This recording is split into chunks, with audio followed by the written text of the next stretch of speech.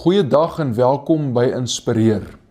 Ons praat hierdie week oor 'n baie interessante tema, 'n ewigheidsperspektief, na aanleiding van wat die afgelope tyd op sosiale media gesê is, dink ek is baie gepas. Ek lees vir jou Paulus se woorde aan die Korintiërs.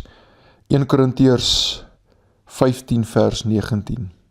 As ons net op hierdie lewe op Christus hoop, dan is ons die ellendigste van alle mense. Nie ek of jy weet wanneer Jesus terugkom nie. Maar die lang en die kort is, die Here kan môre vir my of vir jou terugkom. En die vroeë kerk het mekaar gegroet met die woorde Maranatha, Jesus kom weer. En my verstaan van die woord is, een of ander tyd gaan hierdie wêreld, soos wat ek en jy dit ken, gaan tot 'n einde kom. En gaan ons 'n ewigheid spandeer. Of saam met God, of sonder God. En Paulus kom en hy sê, as ons net in hierdie lewe op Christus hoop, is ons die ellendigste van alle mense. Ek en jy het 'n hoop wat vasstaan.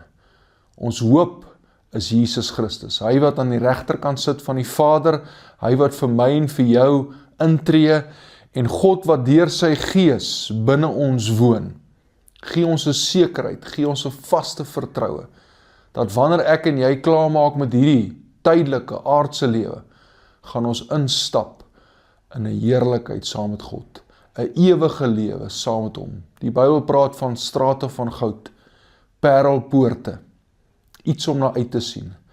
Mag ons in die woorde van die Hebreërskrywer ons oog gefestig hou op Jesus.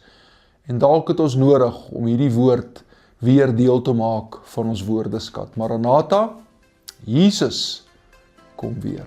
Leef jou gees groot. Cheers.